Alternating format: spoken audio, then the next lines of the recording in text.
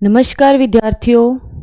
बेटा, कल की क्लास में हमने हिंदी साहित्य के इतिहास लेखन की जो परंपरा है उसके संबंध में जितने भी महत्वपूर्ण तथ्य थे मैंने आपको समझाए और डिटेल में हमने पढ़ा कि कैसे हिंदी साहित्य के इतिहास लेखन की जो परंपरा है वो शुरू हुई और उसके बाद फिर किन किन विद्वानों ने अपने योगदान से इस परंपरा को विकसित किया।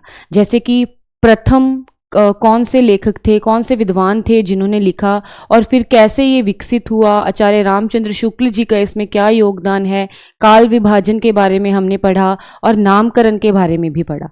और इसके अलावा हमने कल की कक्षा में जो इतिहास लेखन की जो प्रसिद्ध पद्धतियां हैं, विधियां हैं, उनके बारे में भी अच्छे से समझा है। आज की कक्षा में हम आदिकाल शुरू करने जा रहे हैं। जब हमने इतिहास को पढ़ा, हिंदी साहित्य के इतिहास की परंपरा को जब हमने पढ़ा, तब आपको पता होगा कि सबसे पहले जिस काल की बात की जाती है वह है आदिकाल। यानी कि हिंदी साहित्य का प्रथम जो काल है वो आदिकाल है। अब आदिकाल को पढ़ने से पहले कोई भी काल है, कल भी मैंने आपको बताया था कि जो आचार्य रामचंद्र शुक्ल हैं वो ये मानते हैं कि जो साहित्य है वो समाज से जुड़ा हुआ है और साहित्य का समाज पर प्रभाव और समाज का साहित्य पर प्रभाव हमेशा ही बना रहता है।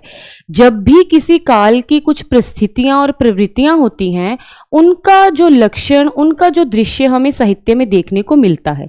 इसीलिए हम आदिकाल को शुरू करने से पहले, आदिकालीन साहित्य को शुरू करने से पहले हम उस काल की परिस्थितियों और प्रवृत्तियों के बारे में पढ़ेंगे। उसके अलावा आज की ये कक्षा इसलिए भी आपके लिए महत्वपूर्ण है क्योंकि आज बहुत ही महत्वपूर्ण तथ्य जो हैं वो आपको पता चलेंगे आदिकाल से संबंधित, जिनमें से प्रश्न जो हैं वो पूछे जाते हैं। जैसे आदिकाल को किस नाम से किस विद्वान ने बुलाया है, हिंदी का प्रथम कवि कौन सा है, हिंदी का प्रथम ग्रंथ कौन सा है, इस संबंध में जितनी भी महत्वपूर्ण जानकारी है वो आज की कक्षा में आपको पता चलेगी।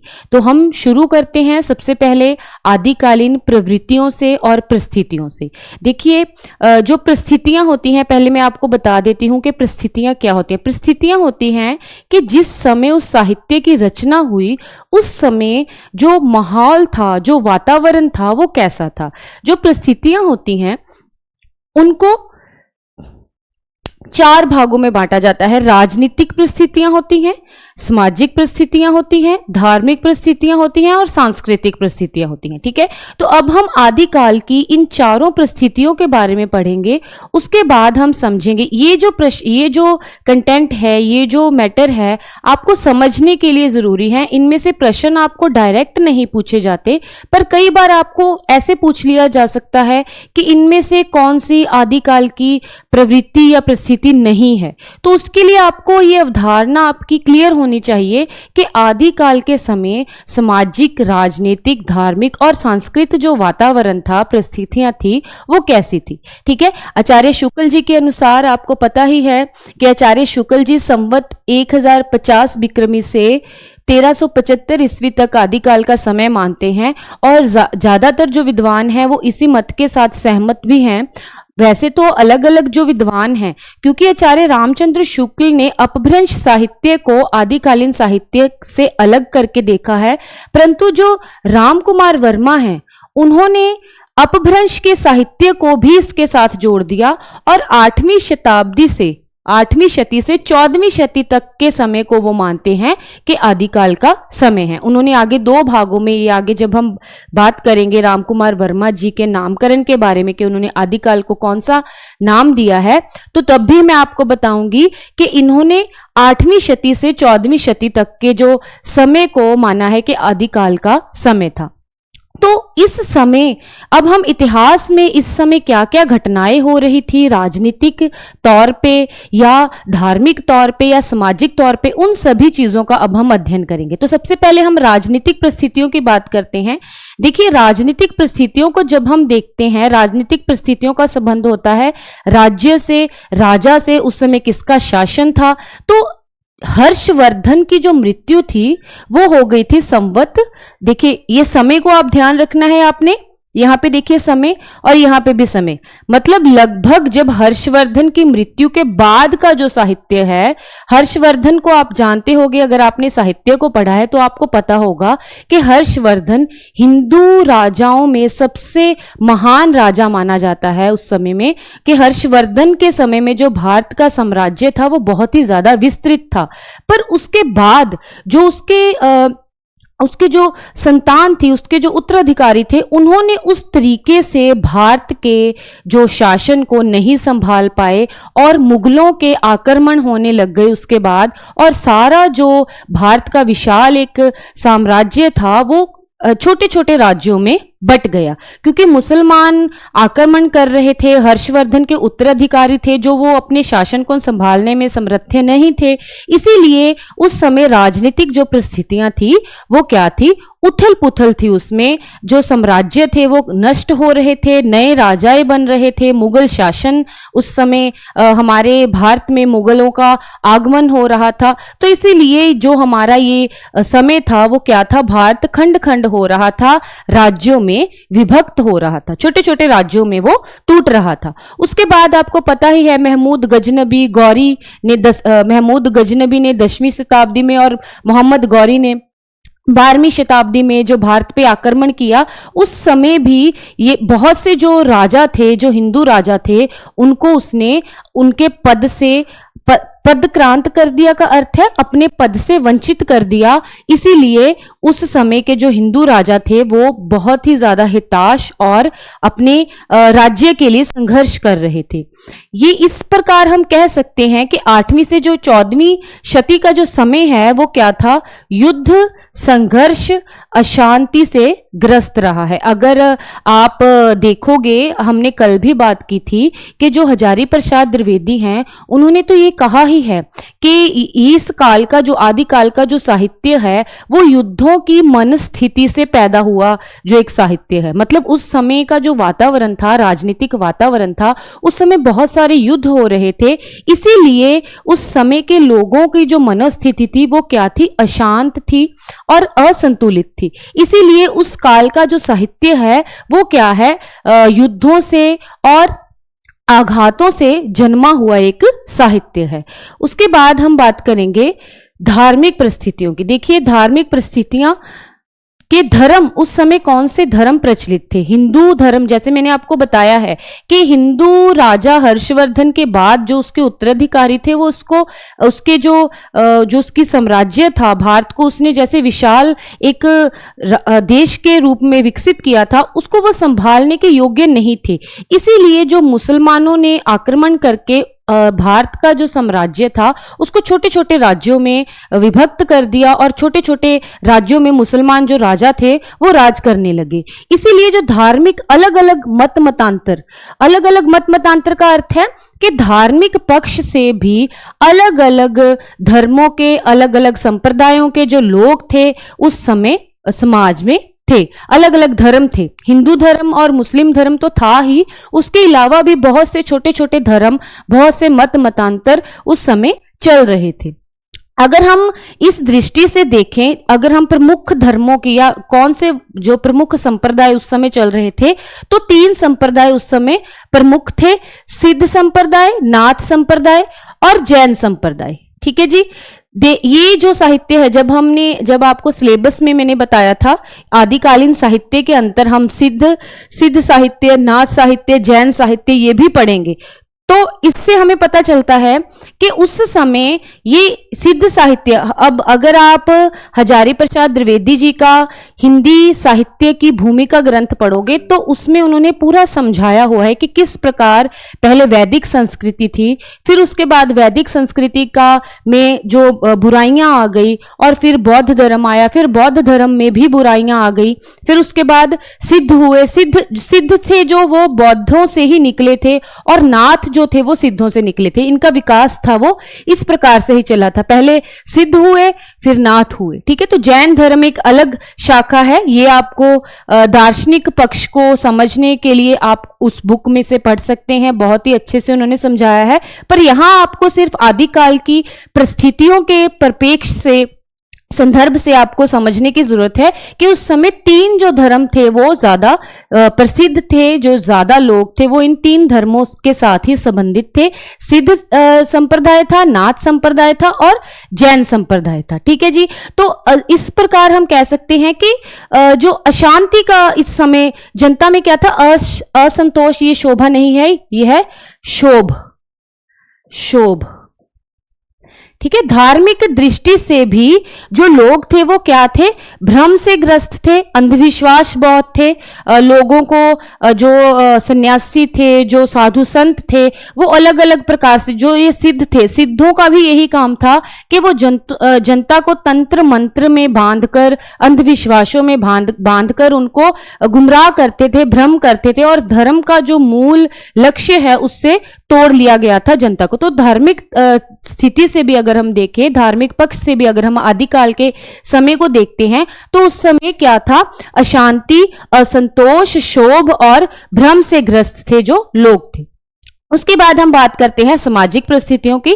सामाजिक परिस्थितियों की अगर बात करें, देखिए जब राजनीतिक और धार्मिक उथल पुथल है तो उस समय समाज में तो उथल पुथल होनी ही है, क्योंकि उस समय युद्ध हो रहे थे, विदेशी आक्रमण हो रहे थे, मुगलों के आक्रमण हो रहे थे। तो जनता उस समय क्या थी, जनता की तरफ राज्य का कोई भी ध्यान नहीं था। जनता की तरफ राजा का ध्यान उस समय जाता है, जैसे कि मैंने बताया कि हर्षवर्धन के समय में जो एक संपन्न साम्राज्य था, पर उसके बाद जब वो छोटे छोटे राज्यों में विभक्त होने लगा, तब जो जनता की तरफ किसी भी राजा का ध्यान नहीं था। उनका केवल और केवल ध्यान था कि कैसे अपनी सत्ता को बढ़ाया जाए, कैसे अपने राज्य का विस्तार किया जाए, कैसे युद्धों में जनता का प्रयोग किया जाए। तो इस प्रकार सामाजिक स्थिति भी वहां पे बहुत अच्छी नहीं थी। समाज में उथल पुथल थी, धार्मिक राजनीतिक उथल पुथल तो थी ही, सामाजिक तौर पे भी जो लोग थे वो अपने जीवन के लिए, अपने जरूरतों के लिए बहुत ज्यादा समर्थ नहीं थे। उसके बाद सामान्य जनता अशिक्षित थी। अशिक्षित तो होगी ही, क्योंकि राजा का ध्यान केवल और केवल अपने राज्य के विस्तार पर है। जनता की शिक्षा या लोगों की को शिक्षित करने की तरफ उस समय जो राज्य का ध्यान नहीं था। उसके बाद समाज में स्त्रियों का जो स्थान था वो क्या था, सम्मानजनक नहीं था। देखिए अगर आपने पृथ्वीराज रासो, एक रचना है आदिकाल की, आगे हम जब रासो साहित्य पढ़ेंगे तब भी मैं आपको बताऊंगी, तो वहां पे आप देखोगे पद्मावत एक रचना है विद्यापति की, और पृथ्वीराज रासो है। उसमें हम देखते हैं कि स्त्रियों के लिए भी इस काल में बहुत से युद्ध हुए हैं। बहुत ही छोटी छोटी बातों पर स्त्रियों की प्राप्ति के लिए भी इस काल में युद्ध हुए हैं। तो इस प्रकार हम कह सकते हैं कि स्त्रियों की सम्मानजनक स्थिति उस समय नहीं थी। सती प्रथा की एक जो कुरीति थी उस समय थी कि जो स्त्रियां होती थी वो अपने पति के साथ ही, जब उसका देहांत हो जाता था तो उसके साथ ही उनको जला दिया जाता था। तो ये एक बहुत ही घिनौनी एक प्रथा थी जो हमारे भारतीय समाज में थी। तो वो आदिकाल के समय में उस समय यह जो प्रथा थी। आधुनिक काल में जब हम आएंगे, जब हम आधुनिक काल के साहित्य में पढ़ेंगे, तब हम देखेंगे कि किस प्रकार जो हमारे साहित्यकार थे, जो हमारे विचारक थे, उन्होंने किस प्रकार इस प्रथा के लिए विद्रोह किया और एक्ट के कानून की मदद के साथ इस प्रथा को खत्म किया। वो आप जब साहित्य में पढ़ोगे या आप इतिहास में पढ़ोगे तब भी आपको पता चलेगा कि किस प्रकार सती प्रथा का अंत हुआ। ठीक है जी। तो सामाजिक स्थिति से भी हम देखते हैं कि इस काल के जो लोग थे, समाज था, वो इतना विकसित या इतना विकास उसमें नहीं था, और अशिक्षित थे लोग, अंधविश्वासों में डूबे हुए थे और सम्मानजनक स्त्रियों की स्थिति नहीं थी। चलिए आगे बढ़ते हैं। उसके बाद है सांस्कृतिक परिस्थितियां। सांस्कृतिक परिस्थितियों में अगर हम देखें तो हिंदू और मुस्लिम दो मुख्य संस्कृतियां इस समय देखने को हमें मिलती हैं, क्योंकि उससे पहले जब हम राजा हर्षवर्धन की मृत्यु से पहले हिंदू साम्राज्य था, हिंदू धर्म को मानने वाले लोग थे ज्यादा, हिंदू संस्कृति को मानने वाले लोग थे ज्यादा।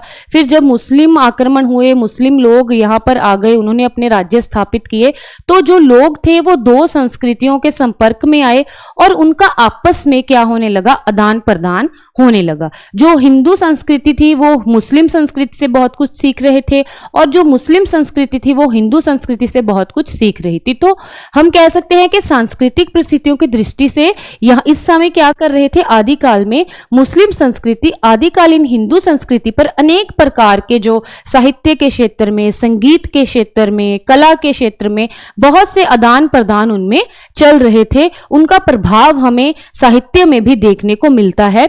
जब हम आदिकाल के बाद भक्तिकालीन साहित्य में जो सूफी काव्य के बारे में पढ़ते हैं, जिसको आचार्य जो रामचंद्र शुक्ल हैं वो ज्ञान आश्रय शाखा में, प्रेम आश्रय शाखा में रखते हैं, तो वहां पे भी हम वो मानते हैं कि जो इस सूफी काव्य है इसमें मनस्वी जो मुस्लिम मनस्वी शैली है उसका प्रभाव है। जब हम सूफी काव्य पढ़ेंगे तब भी आपको ये चीज बताई जाएगी। तो इस प्रकार हम देखते हैं कि दोनों संस्कृतियां एक दूसरे को क्या कर रही थी, प्रभावित कर रही थी। चलिए आगे चलते। ये पूरी परिस्थितियां हैं उस काल की। अगर हम साधारण शब्दों में कहें तो उस समय का जो समाज था, उस समय की जो राजनीति थी वो अशांति और उथल पुथल में चल रही थी। और ऐसे समय में जहाँ पे राजा लोग युद्धों के लिए जा रहे हैं, तो उस समय में एक कवि या एक जो लेखक है वो दरबारी कवि थे, दरबारी लेखक थे। उनका ध्यान जो था वो जनता के लिए नहीं था, वो जनता के लिए साहित्य की रचना नहीं कर रहे थे, वो राजाओं के लिए साहित्य की रचना कर रहे थे। इसीलिए उस समय का जो साहित्य है वो जो सत्ता है उसके इर्द गिर्द ही लिखा गया है। राजाओं की उसमें प्रशंसाएं की गई हैं, छोटी छोटी संकुचित राष्ट्रीयता का उसमें वर्णन किया गया है। आगे ये इसकी प्रवृत्तियों से भी आपको इस चीज का पता चल जाएगा। देखिए, परिस्थितियों से ही बेटा प्रवृत्तियां निकलती हैं। जैसे उस समय समाज की, राज्य की, या हम कह सकते हैं संस्कृति की, धर्म की स्थिति होगी, उसी तरह के साहित्य में प्रवृत्तियां हमें देखने को मिलेगी। अगर जैसे हम आधुनिक काल में देखते हैं तो उस समय हमारा जो देश था वो आजादी के लिए संघर्ष कर रहा था। आधुनिक काल में तो आजादी के लिए संघर्ष कर रहा था। तो जो कवि थे या जो लेखक थे उन्होंने भी इस संघर्ष को तेज करने के लिए उस प्रकार की रचनाएं की ताकि लोगों में जागरूकता पैदा हो सके। पर आदिकाल में इस तरह का संघर्ष नहीं था। आदिकाल का जो संघर्ष था वो अलग था। वहां पे राजा लोग अपनी सत्ता के लिए संघर्ष कर रहे थे। इसीलिए जो लेखक थे या कवि थे उनका काम यही था कि राजाओं को कैसे प्रेरित किया जाए, किस प्रकार किसी राजा के दरबार में हम नौकरी ले सकें। तो इस प्रकार से उनका जो प्रवृत्तियां हम देखते हैं आदिकालीन साहित्य की, तो वो इन परिस्थितियों से ही निकली हुई हैं। जैसे देखिए, सबसे पहले जो इसकी मुख्य प्रवृत्ति है आदिकाल की वो है ऐतिहासिकता का अभाव। अगर हम इस संदर्भ में जो पृथ्वीराज रासो चंदबरदाई का एक ग्रंथ है, आगे भी जब हम पढ़ेंगे, ये सबसे मुख्य ग्रंथ है पृथ्वीराज रासो। आपने अगर हिंदी साहित्य का इतिहास पढ़ा है तो आपको पता होगा कि ये चंदबरदाई,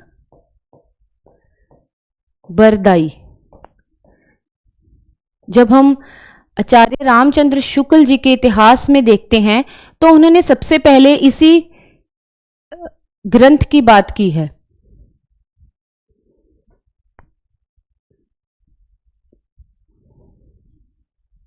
ठीक है बेटा,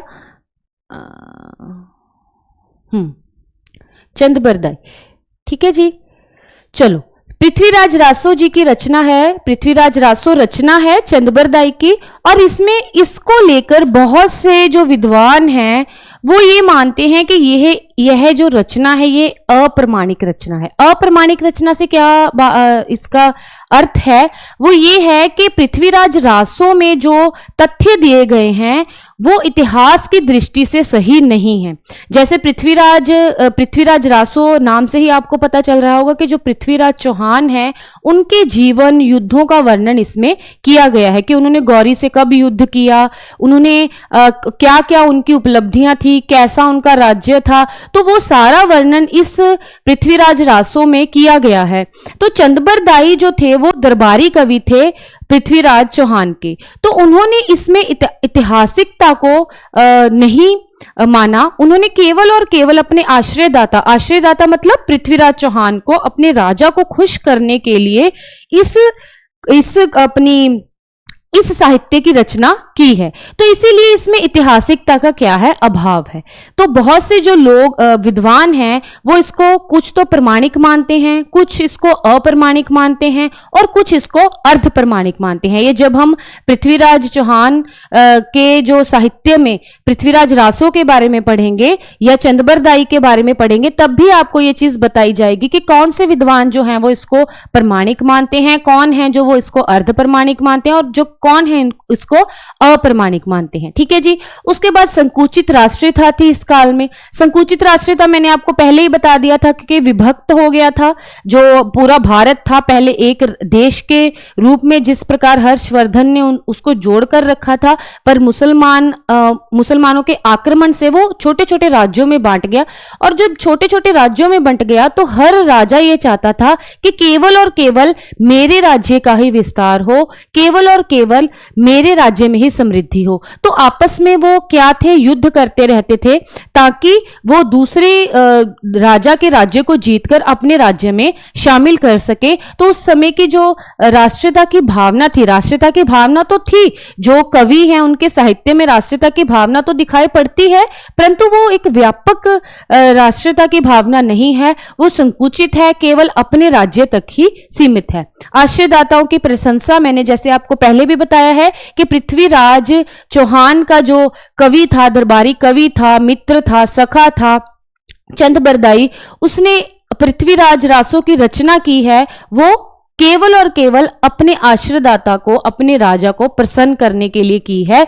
इसीलिए इस काल के अन्य भी जो हम ग्रंथों के बारे में जब हम पढ़ेंगे तब आपको पता चलेगा कि उनमें केवल उनके जो कवि थे वो अपने राजाओं को खुश करने के लिए ही रचनाएं कर रहे थे।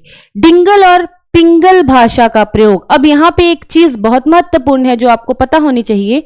देखिए, डिंगल भाषा है, डिंगल भाषा और पिंगल भाषा, डिंगल पिंगल शैली का प्रयोग जो है वो हुआ है आदिकालीन साहित्य में।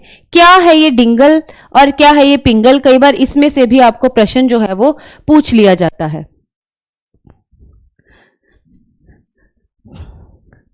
जैसे आपको पता है कि पहले आदि हिंदी के जब हम विकास को देखते हैं तो अपभ्रंश से हिंदी का विकास हुआ। अपभ्रंश, जब अपभ्रंश में राजस्थानी भाषा को जोड़कर, यानी डिंगल क्या है, डिंगल भाषा वह भाषा है जो अपभ्रंश और राजस्थानी भाषा के योग से बनी है। राजस्थानी भाषा के योग से बनी है, इसे हम डिंगल भाषा या डिंगल शैली कह देते हैं। पिंगल भाषा क्या है, जो अपभ्रंश और ब्रज भाषा के योग से बनी है। ठीक है बेटा, तो आपको ये चीज पता होनी चाहिए। डिंगल पिंगल शैली का प्रयोग इस प्रकार से आपको पूछा जा सकता है कि किस काल में हुआ, आदिकाल में हुआ। अगर आपको पूछा जाए कि डिंगल जो भाषा है या डिंगल जो शैली है उसमें अपभ्रंश के साथ कौन सी भाषा का प्रयोग हुआ है, राजस्थानी भाषा का प्रयोग हुआ है। और अगर आपको पूछा जाए कि पिंगल जो भाषा है या पिंगल जो शैली है उसमें अपभ्रंश के साथ कौन सी भाषा का प्रयोग हुआ है, ब्रज भाषा। ये दोनों ही जो भाषाएं हैं हिंदी की उपबोलियों में इनको शामिल किया जाता है। ठीक है जी, दोनों ही हिंदी की उपबोलियां हैं। और यहां पे एक और चीज बताने की जरूरत है कि जो वीर रस से भरपूर, वीर रसात्मक जो काव्य है वो डिंगल शैली में लिखा गया है। और जो श्रृंगार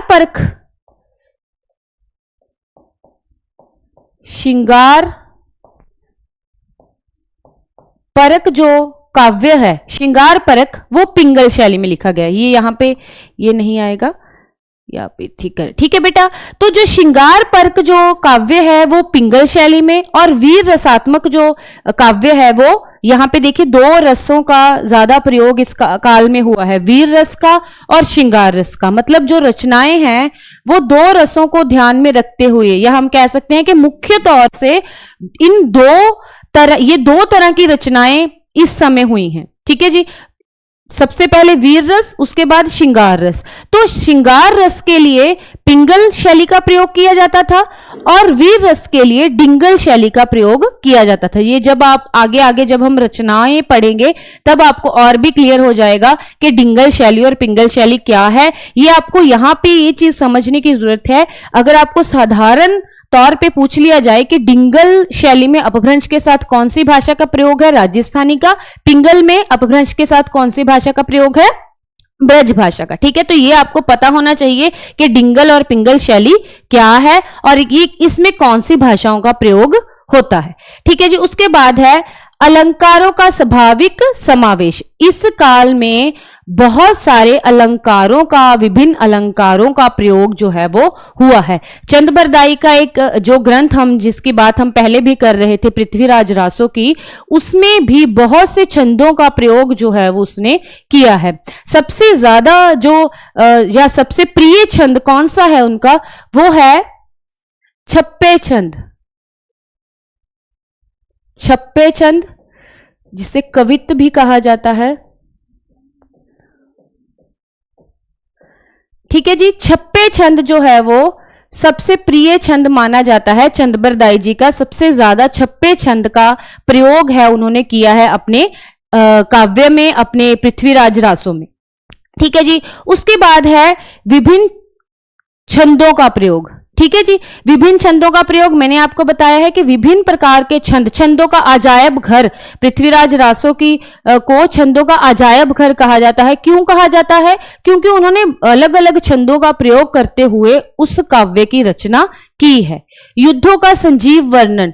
अब इस काल का जो कवि था वो केवल कवि नहीं था, वो योद्धा भी था। जैसे चंदबरदाई की जो बात करते हैं, जब उनकी जीवनी के बारे में पढ़ेंगे, ये कहा जाता है कि वो युद्धों में भी पृथ्वीराज चौहान के साथ जाते थे और युद्धों में भी उनका साथ देते थे। तो इसीलिए जो उस समय का जो कवि था वो केवल कवि नहीं था, वो योद्धा भी था। और इसीलिए उस काव्य में हमें युद्धों का जो वर्णन है वो बहुत ही उच्च दर्जे का वर्णन हमें देखने को मिलता है। संजीव वर्णन से भाव है कि पढ़ने वाले को ऐसा लगता है कि उसके इर्द गिर्द ही कोई युद्ध हो रहा है, ठीक है जी। ये मैंने बता दिया कि श्रृंगार और वीर और श्रृंगार रस की इस काल में प्रधानता थी। जो ज्यादातर जो रचनाएं थी वो इन दोनों रसों को ध्यान में रखकर ही जो रचनाएं हैं वो हुई हैं। उसके बाद कल्पना की प्रचुरता है। देखिए, कल्पना तो करनी ही पड़ेगी कवि को, क्योंकि जब उसने अपने आश्रयदाता को खुश करना है, प्रसन्न करना है, तो वो असल तथ्यों को या सत्य को ही बिल्कुल नहीं दिखा सकता। उसको ऐसी कल्पना करनी पड़ेगी, अतिशोक्ति करनी पड़ेगी कि मेरा जो राजा है वो बहुत ही महान है। अब उसको महान दिखाने के लिए वो इतनी कल्पनाएं करता है, इतनी कल्पनाएं करता है कि उसकी कल्पना में बहुत ज्यादा जो असत्यता भी आ जाती है, सत्य से परे हो जाती है, अतिशोक्ति आ जाती है। जैसे कि पृथ्वीराज रासों में जो कवि चंदबरदाई हैं वो इस प्रकार से वर्णन करते हैं कि जो पृथ्वीराज चौहान हैं वो अपने बिल्कुल आंख बंद करके भी बाण चलाते हैं, फिर भी निशाने पर लगता है। तो इस प्रकार के वर्णन, इस प्रकार की जो कल्पनाएं हैं वो केवल और केवल अपने राजाओं को खुश करने के लिए उस काल का कवि था जो वो करता था। तो ये इस काल के या इस कालीन साहित्य के, आदिकालीन साहित्य की जो प्रमुख प्रवृत्तियां हैं। आपको जो प्रश्न पूछे जा सकते हैं वो इस प्रकार से पूछा जा सकता है कि इनमें से कौन सी प्रवृत्ति आदिकालीन साहित्य की नहीं है, या इनमें से कौन सी प्रवृत्ति आदिकालीन साहित्य की है। तो आपने ध्यान रखना है, आपको पता होना चाहिए कि उस समय परिस्थितियां कैसी थी और उन परिस्थितियों से कैसी प्रवृत्तियां, कैसी विशेषताएं। यहां पे प्रवृत्तियों से आपको पता होना चाहिए, ये है विशेषताएं, विशेषताएं हैं, ठीक है जी। विशेषताएं हैं ये कि उस समय के साहित्य के में क्या क्या चीजें हमें देखने को मिलती हैं, तो वो सारी ही इसकी विशेषताएं हैं। तो आपको प्रश्न पूछा जा सकता है कि इनमें से कौन सी विशेषता है और कौन सी विशेषता नहीं है। ये अवधारणात्मक प्रश्नों में इस प्रकार के जो प्रश्न हैं वो पूछे जा सकते हैं। तो आपको पता होना चाहिए कि आदिकाल का जो साहित्य था वो कैसा था, उसकी क्या प्रवृत्तियां थी और क्या परिस्थितियां थी। चलिए आगे चलते हैं। हाँ जी, उसके बाद ये कुछ अन्य महत्वपूर्ण चीजें हैं, अन्य महत्वपूर्ण तथ्य हैं जिनके बारे में आपको बताना चाहती हूँ। देखिए, यहाँ पे हम बता रहे कहते आचार्य हजारी प्रसाद द्विवेदी जो हैं उनके अनुसार कि अपभ्रंश के बढ़ाव ठीक है, अपभ्रंश के बढ़ाव को ही हिंदी साहित्य का आदिकाल कहा है। अब यहाँ पे आदिकाल के साहित्य को जब हम देखते हैं, मैंने पहले भी बताया है, यहाँ ये इस चीज से आपको समझ आएगा कि संस्कृत पहले कौन सी भाषा होती थी, संस्कृत भाषा होती थी। संस्कृत के बाद पाली भाषा आई, जिसमें हमें जो बौद्ध धर्म के जो उपदेश हैं, है ना, बौद्ध धर्म ने जिस भाषा को अपनाया वो पाली भाषा थी। फिर प्राकृत भाषा आई, जैनियों की भाषा आई। फिर उसके बाद आई अपभ्रंश भाषा, और अपभ्रंश से फिर हिंदी भाषा का। आपको पता होगा कि बहुत सारी जो हमारी भारतीय आर्य भाषाएं हैं वो अपभ्रंश से ही विकसित हुई हैं, और हिंदी भी उनमें से एक भाषा है। तो आदिकाल का जो समय है, जो आचार्य हजारी प्रसाद द्विवेदी हैं वो ये मानते हैं कि जब अपभ्रंश से हिंदी की तरफ विकास हो रहा था भाषा का, उस समय के साहित्य को कौन सा साहित्य कहा गया है, आदिकाल का साहित्य। मतलब उस समय अपभ्रंश भी कहीं कहीं मिलता था और कहीं कहीं हिंदी भाषा के लक्षण भी मिलते थे। देखो, जब भी कोई नई भाषा जन्म लेती है या कोई भी नई भाषा चलन में आती है तो वो एकदम से ही खड़ी नहीं हो जाती, धीरे धीरे उसका विकास जो है वो होता है, और जो पिछली भाषा है, जो उससे पूर्व की भाषा है, वो भी साथ साथ चलती रहती है। तो हम देखते हैं कि आदिकाल में यही जो एक स्थिति हमें देखने को मिलती है, अपभ्रंश का भी प्रयोग उस समय हो रहा था, पर अपभ्रंश के साथ ही हिंदी भाषा भी अपने लक्षण, हिंदी भाषा के जो कुछ सबूत हैं वो भी हमें देखने को मिलते हैं जब हम आदिकालीन साहित्य को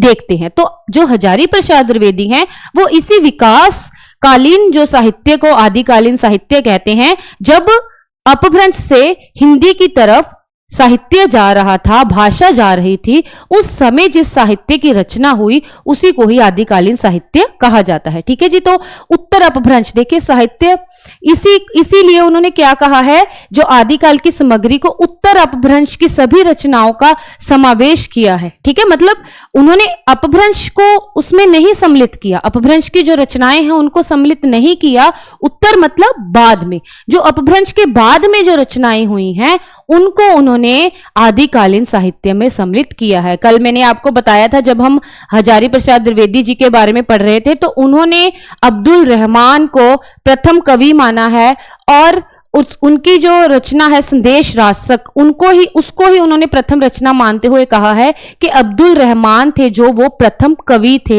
हिंदी के। क्यों कहा है? क्योंकि उनकी जो भाषा है उसमें अपभ्रंश का मिलाव जो है वो नहीं देखने को मिलता। ठीक है, तो इसीलिए वो आदिकाल का जो शुरुआत है या आदिकाल का जो आरंभ है वो उन रचनाओं से मानते हैं, वहां से मानते हैं जहां पे अपभ्रंश का जो प्रभाव है वो बिल्कुल भी नहीं है। पर कुछ जो विद्वान हैं जैसे रामकुमार वर्मा है, वो अपभ्रंश के साहित्य को भी उसमें सम्मिलित करते हैं। ठीक है, आगे हम बात करेंगे जब आपको बताएंगे समय सीमा, इस काल में समय सीमा की कहां से ये काल प्रारंभ होता है, ये विद्वानों के अलग अलग मत हैं। वो क्यों है? वो इसी कारण है कि कुछ जो विद्वान हैं वो तो अपभ्रंश के साहित्य को आदिकालीन साहित्य में शामिल करते हैं, परंतु कुछ जो विद्वान हैं वो केवल हिंदी के जो संपूर्ण हिंदी के जो हमें देखने को मिलते हैं उसी को ही आदिकालीन साहित्य में शामिल करते हैं, अपभ्रंश के साहित्य को शामिल नहीं करते। इसीलिए दोनों जो दो तरह के मत इस संदर्भ में चलते हैं, वो अलग अलग विद्वानों के अलग अलग मत हैं। ये जब हम समय सीमा की बात करेंगे तब आपको ये चीजें बताई जाएंगी। ठीक है जी। हाँ जी, उसके बाद है अपभ्रंश मिश्रित हिंदी। अब यहां पे देखिए अपभ्रंश मिश्रित हिंदी, अब ये क्या है? अपभ्रंश मिश्रित क्या है, हिंदी क्या है? इसको हम ऐसे कह सकते हैं, देखिए ये तो है अपभ्रंश, इसको अच्छे से समझना बहुत जरूरी है आपके लिए, क्योंकि बच्चे इसमें बहुत कंफ्यूज होते हैं कि अपभ्रंश क्या है, अवहट क्या है, या अपभ्रंश मिश्रित हिंदी क्या है। अब ये है हिंदी, ये दो छोर हैं बेटा, है ना, इसको आप अच्छे से समझ लीजिएगा। ये दो छोर हैं, मान लीजिए ये अपभ्रंश है, अपभ्रंश भाषा जो हिंदी से पहले चल रही थी, और उसके बाद जो हमारे सामने भाषा आती है वो हिंदी भाषा है। पर इसके बीच भी तो कुछ होगा, ऐसे तो नहीं कि अपभ्रंश के बाद सीधा एकदम से हिंदी आ गई। जैसे मैंने आपको पहले बताया है कि भाषा जब विकसित होती है तो एकदम से नई भाषा जो हमारे सामने नहीं आती, जो उससे पहले भाषा चल रही होती है उसका कुछ कुछ प्रभाव नई भाषा पे हमेशा बना रहता है। ठीक है, तो उसी प्रभाव, अपभ्रंश के प्रभाव ग्रस्त हिंदी को ही क्या कहा गया है? अपभ्रंश मिश्रित हिंदी भाषा। मतलब जो हिंदी है पर वो पूर्ण तौर से स्वतंत्र हिंदी भाषा, जिसको हम आज की जो हिंदी भाषा है, जो हमारी मानक हिंदी भाषा है, उसका जो रूप है अगर हम आदिकाल में देखें तो वो बिल्कुल वैसा नहीं है। जब आप आदिकालीन साहित्य का अध्ययन करेंगे तब आपको पता चलेगा है वो हिंदी साहित्य का भाग, पर उसका जो स्वरूप है, उसकी जो भाषा है वो आज की हिंदी से बिल्कुल ही अलग है। क्यों अलग है? क्योंकि उस समय जो भाषा थी वो क्या थी? अपभ्रंश मिश्रित हिंदी थी। मतलब हिंदी भाषा थी परंतु अपभ्रंश से बिल्कुल भी मुक्त नहीं थी, मतलब अपभ्रंश का भी उस पर प्रभाव था। तो इसके बीच की जो भाषा है उसको अवहट, ये किसने कहा था? ये भी अवहट, अवहट, ठीक है, अवहट। देखिए भोला शंकर व्यास ने इनको क्या कहा था? अवहट कहा था। मतलब अपभ्रंश और हिंदी के बीच की जो भाषा है, अपभ्रंश मिश्रित हिंदी। अब ये सारे एक ही चीज की बात कर रहे हैं पर सबने अलग अलग नामों से इसको बुलाया है। ठीक है, अब यहां पे आपने ये नहीं कंफ्यूज होना कि कोई अवहट कह रहा है, कोई पुरानी हिंदी कह रहा है, कोई प्राकृताभास हिंदी कह रहा है। कह सब एक ही, कि जैसे एक व्यक्ति है, मान लो अलग अलग भाषाओं में, या अगर हम बात करें कि एक फल है, आम है या कोई और फल है, अलग अलग भाषाओं में अलग अलग व्यक्ति उसको अलग अलग नाम से पुकारते हैं। ये वही बात है, इसमें से कुछ भी कंफ्यूज होने वाली बात नहीं है। बात सभी इस चीज की ही कर रहे हैं कि अपभ्रंश और हिंदी के जो बीच में जो एक भाषा चल रही थी, या अपभ्रंश और हिंदी के बीच में जो एक मिश्रित भाषा चल रही थी अपभ्रंश और हिंदी की, उसको क्या कहा जाए, उसको क्या नाम दिया जाए। तो अलग अलग विद्वानों ने उसको अलग अलग नाम दिए। जैसे भोला शंकर व्यास ने उसको अवहट कहा। अवहट जो हटा हुआ है थोड़ा सा रास्ते से, अपभ्रंश के रास्ते से हटके हिंदी के रास्ते पर पड़ गया। ठीक है जी। उसके बाद आचार्य रामचंद्र शुक्ल ने इसे प्रकृत्याभास, प्रकृताभास मतलब जिसमें प्रकृति का भी आभास हो रहा है, वैसी हिंदी। चंद्र शर्मा, ये बहुत बार पूछा गया है प्रश्न, पिछले पेपर को जब आप उठा के देखोगे कि अपभ्रंश को पुरानी हिंदी किसने कहा, अपभ्रंश को पुरानी हिंदी किसने कहा। अब अपभ्रंश मिश्रित, वही बात आ गई कि अपभ्रंश मिश्रित हिंदी भाषा को पुरानी हिंदी किसने कहा? चंद्र शर्मा गुलेरी ने। ठीक है, तो ये आपको पता होना चाहिए कि अपभ्रंश को पुरानी हिंदी किसने कहा? चंद्र शर्मा गुलेरी ने। इनका एक लेख आया था आधुनिक काल में, हम बाद में बात करेंगे तब आपको बताएंगे इन्होंने किस प्रकार इन्होंने पुरानी हिंदी कहा। एक सरस्वती पत्रिका में इनका एक लेख छपा था, उसमें इन्होंने अपभ्रंश को पुरानी हिंदी कहा। ठीक है जी, चलो आगे चलते हैं। नगेंद्र ने क्या कहा इसको? विकसित उत्तर अपभ्रंश और विकसित अपभ्रंश। ये जो बीच वाली भाषा है ना अपभ्रंश की, अपभ्रंश और हिंदी के जो बीच वाली भाषा है उसको क्या कहा इन्होंने? उत्तर अपभ्रंश कहा। ठीक है जी, उत्तर अपभ्रंश। ये इसको इन्होंने, नगेंद्र ने क्या कहा? उत्तर अपभ्रंश कहा या विकसित अपभ्रंश कहा। हजारी प्रसाद द्विवेदी जी ने क्या कहा? परिष्कृत अपभ्रंश। परिष्कृत होता है जिसका परिष्कार हो गया हो।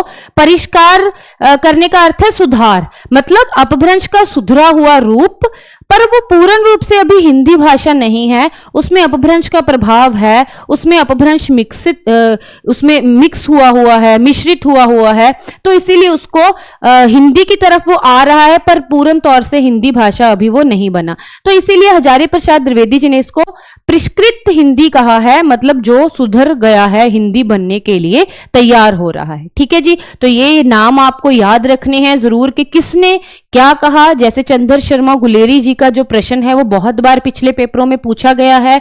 हजारी प्रसाद द्विवेदी जी का भी पूछा गया है, आचार्य रामचंद्र शुक्ल जी का भी पूछा गया कि उन्होंने अपभ्रंश जो मिश्रित हिंदी है उसको क्या कहा है, तो कहा है प्राकृताभास हिंदी। तो ये शब्द चाहे थोड़े मुश्किल हैं, पर आप जब इनको ध्यान से समझोगे, समझ के पढ़ोगे, तो आपको पता चल जाएगा कि क्यों इन्होंने इस चीज के इसलिए ये शब्द का प्रयोग किया है। तो दोनों के बीच की जो भाषा है उसके लिए इन्होंने इन शब्दों का प्रयोग किया है। अब यहाँ पे जो सबसे महत्वपूर्ण या सबसे जो मुश्किल हमारे सामने आती है जब हम आदिकाल का अध्ययन करते हैं, तो वो आती है कि आदिकाल की समय सीमा क्या है ना, कि कहां से हम माने कि आदिकाल, ज्यादातर जो मतभेद हैं विद्वानों के आदिकाल के संबंध में ही हैं। बाकी के जो काल हैं, भक्ति काल है, रीति काल है, आधुनिक काल है, उसके संदर्भ में इतने मतभेद विद्वानों के देखने को नहीं मिलते जितने कि आदिकाल के संबंध में देखने को मिलते हैं। ठीक है, क्यों, वो मैंने आपको बता दिया कि कुछ जो विद्वान हैं वो अपभ्रंश के साहित्य को इसके अंतर्गत रखते हैं, और कुछ जो विद्वान हैं वो अपभ्रंश के साहित्य को आदिकाल के साहित्य से बिल्कुल अलग करके चलते हैं। इसीलिए ये मतभेद हमें देखने को मिलते हैं। चलिए, सबसे पहले हमें पता है कि काल विभाजन का सबसे पहले जो प्रयास है वो जॉर्ज इब्राहिम ग्रियर्सन द्वारा किया गया।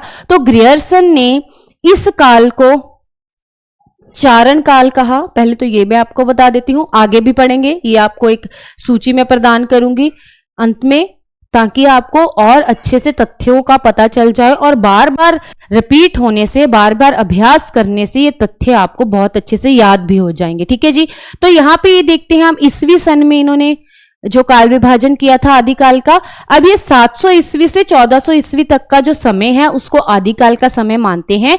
यानी कि देखिए 700 ईस्वी तो इन्होंने अपभ्रंश के साहित्य को भी इसके साथ सम्मिलित किया है, यानी कि ये अपभ्रंश के साहित्य को भी आदिकालीन साहित्य के साथ ही मानते हैं और उसको भी आदिकाल के साहित्य के अंतर्गत रखते हैं। उसके बाद मिश्र बंध